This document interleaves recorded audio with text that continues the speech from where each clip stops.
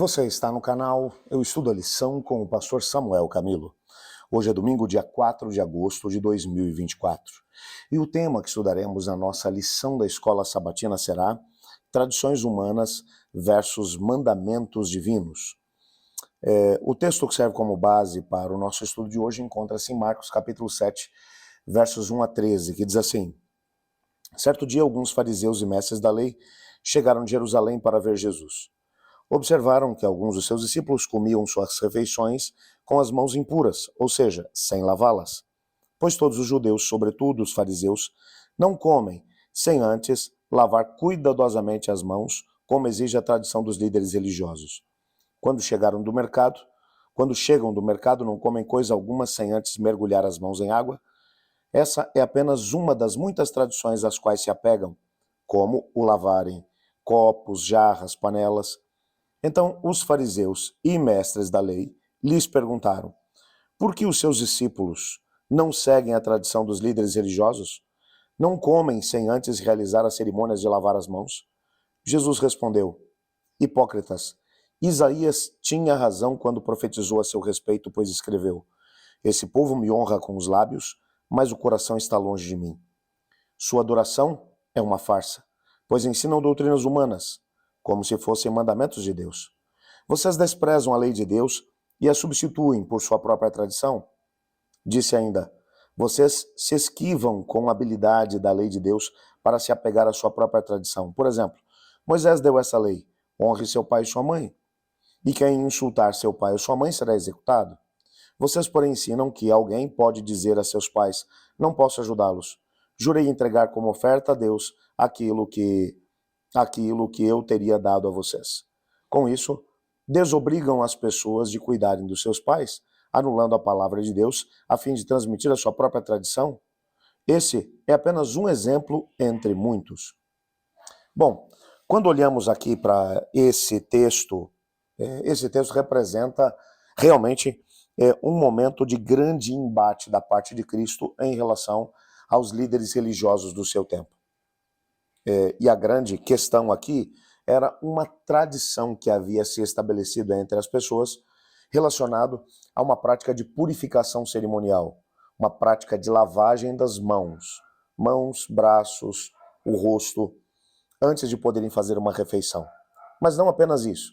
Quando eles chegavam de locais públicos, por terem, de repente, tocado em alguma coisa impura ou eventualmente estando, porque eles também criam dessa maneira, em um ambiente onde pudesse eventualmente ter alguém que não era judeu, e essa era a contaminação por associação, nada disso fazia parte das questões bíblicas. O mais próximo que você encontra disso, no contexto bíblico, é Êxodo no capítulo 30, versos 17 a 21, que diz assim: Disse mais o Senhor a Moisés: Farás também uma bacia de bronze com o seu suporte de bronze para lavar. Pô-la-ás entre a tenda da congregação e o altar, e deitarás água nela. Nela Arão e seus filhos lavarão as mãos e os pés, quando entrarem na tenda da congregação. Lavar-se-ão com água, para que não morram, ou quando se achegarem ao altar para ministrar, para acender a oferta queimada ao Senhor.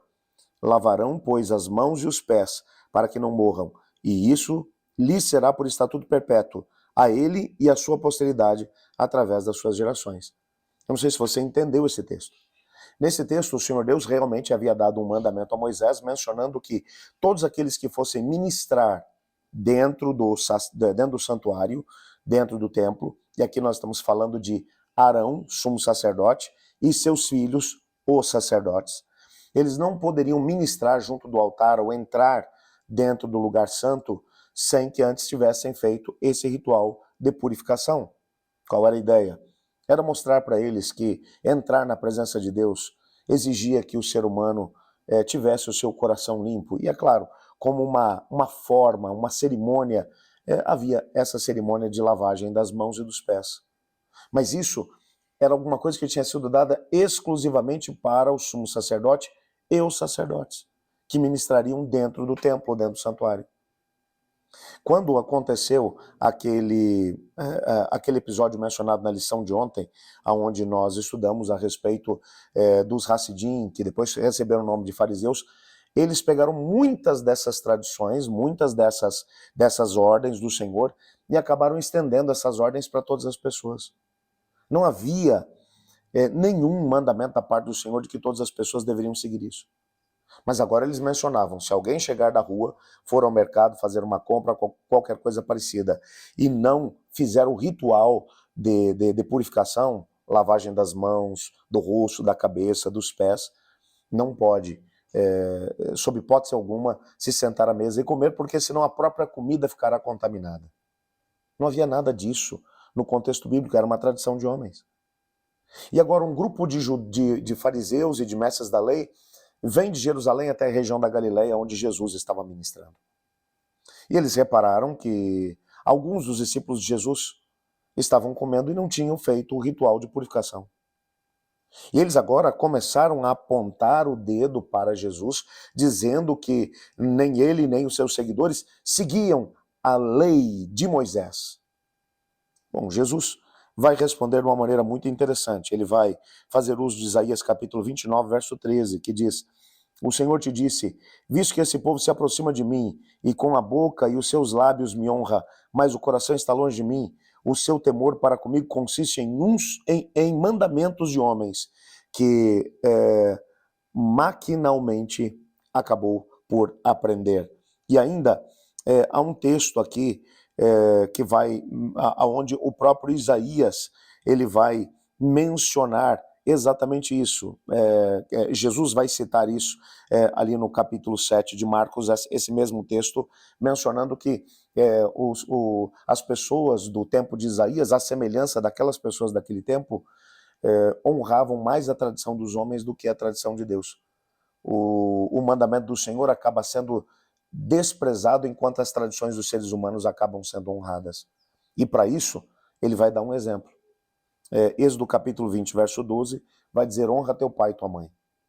Mas havia uma tradição na época de Jesus chamada Corban, onde o indivíduo que tinha responsabilidades com seus pais já idosos, de poder cuidar deles, de poder prover aquilo que era necessário para o seu sustento, ele poderia se esquivar desse mandamento se tão somente dedicasse uma parte desses recursos para a oferta do templo. Isso era chamado de Corban.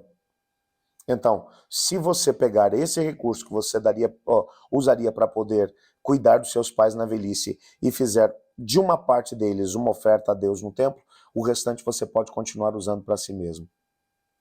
Imagine, por exemplo, um filho chegando para um pai idoso e dizendo para ele: desculpa, pai, eu não posso te ajudar porque o que eu usaria para poder te ajudar eu dei de oferta no templo, é Corban. E muitos pais eram negligenciados por conta disso. E nessa perspectiva, Jesus vai dizer a eles: olha, vocês são hipócritas e intransigentes em relação ao mandamento do Senhor, por uma razão simples. Vocês colocam suas tradições acima da palavra de Deus, e ao fazê-lo, vocês estão pecando. Não havia nenhum tipo de ordem da parte de Deus para que alguém, antes de poder comer... Jesus não está falando aqui de higiene, ele está falando aqui de um ritual de purificação. Qualquer criança que lesse esse texto ia chegar em casa e dizer para a mãe, né? Eu não preciso lavar a mão para poder comer, porque Jesus disse que isso não era importante. Não é de higiene que ele está falando de um ritual de purificação. Mas quando você pensa aqui nessa resposta aos fariseus, Jesus ele mostrou que não ficou convencido diante da insistência deles em dizer que a purificação das mãos era necessária para estar em harmonia com Deus. Mas ele apoiou claramente o mandamento da lei de Deus, opondo-se à tradição dos homens. Aquilo que é o assim diz o Senhor nunca pode ser negociado, jamais. Mas a tradição dos seres humanos, essa não tem validade junto de Deus. Jesus deixou isso muito claro diante do Senhor. Às vezes, algumas pessoas se apegam a algumas tradições e acabam negligenciando o assim diz o Senhor. Eu me lembro, por exemplo, de uma ocasião na qual eu vi uma cena em uma igreja onde eu tinha ido ministrar, onde um grupo de jovens, eram 2 jovens, eles faziam parte da diretoria dos jovens da igreja, eles foram para poder remover o púlpito do seu lugar. Haveria uma programação ali, e me lembro da cena, um chefe de diáconos chegando, e ele foi extremamente grosso com eles, estúpido com eles, mencionando que eles não poderiam tocar naquele móvel, porque aquele móvel era santo. Mas ele disse tanta coisa ruim para aqueles dois jovens, que eles saíram da igreja e estavam indo embora. Eu fui atrás deles e os trouxe de volta, mostrando para eles que aquele irmão estava completamente enganado. Quando fui conversar com o irmão, ele disse: pastor, esse móvel é santo. Eu olhei para ele e disse: irmão, não tem nenhum texto na Bíblia que diga que os móveis que estão dentro da igreja são santos. Mas existe mais de um texto mencionando que nós somos sacerdócio real, nação santa, povo escolhido de Deus para levar as pessoas o conhecimento a respeito do Senhor. Então hoje, por causa de um móvel que é importante, tem que ser valorizado e respeitado, porque ele faz parte da igreja onde nós adoramos, mas por causa de um móvel, o Senhor colocou a perder duas pessoas que são parte do corpo de Cristo, sacerdócio real, nação santa. Eu disse: de onde o Senhor tirou a informação de que alguém que não seja um diácono ordenado ou ancião ordenado não pode mexer nos móveis da igreja? Ele disse: pastor, eu aprendi isso muito tempo lá atrás, que nada, nem um banco, nem uma cadeira, nada da igreja podia ser mexido senão por um diácono, uma diaconisa ou alguém que recebeu imposição de mãos. E eu tentei mostrar para ele que o mais importante para Deus não são os móveis, não são as paredes ou o telhado da igreja. Até porque tudo isso vai ser queimado quando Cristo voltar. O importante para Deus são as pessoas que estão lá dentro. Com isso, nós não estamos incentivando as pessoas a desrespeitarem o ambiente da igreja, não é isso que a gente está dizendo. Mas nós não podemos dizer que um móvel da igreja é mais importante que uma pessoa, deve ser mais valorizado do que pessoas que ali estavam. Se aquele ato, se aquele gesto iria chocar algumas pessoas da comunidade, tudo bem o líder da igreja chegar e dizer: olha, da próxima vez que vocês forem mexer, chamem a gente. Aqui na igreja nós costumamos deixar essa atribuição apenas para os diáconos e diaconisas. Está tudo certo. Mas usar uma tradição para tentar espantar, colocar para longe pessoas que fazem parte do corpo de Cristo, que é a igreja. Isso não faz parte do plano de Deus. Com certeza, se Cristo Jesus estivesse em pessoa, em figura humana, como esteve na época que foi descrita por Marcos, Jesus talvez teria dito a eles: isso é uma tradição de homens. A gente tem que tomar muito cuidado com tradições que às vezes se tornam mais importantes para nós do que o assim diz o Senhor. Amanhã nós vamos desdobrar ainda mais esse mesmo tema, e o tema será mãos puras ou coração puro. Antes de poder fazer isso, entretanto, eu quero orar junto com você. Obrigado, Pai, por tua palavra, por sabermos que o Senhor, em sua palavra, deixou claro aquilo que espera de cada um de nós. Ajuda-nos a sermos fiéis a Ti. Não permita que coloquemos as tradições dos seres humanos acima daquilo que é a Tua vontade. Pois é em nome de Jesus que oramos. Amém. Eu estudo a lição, e você?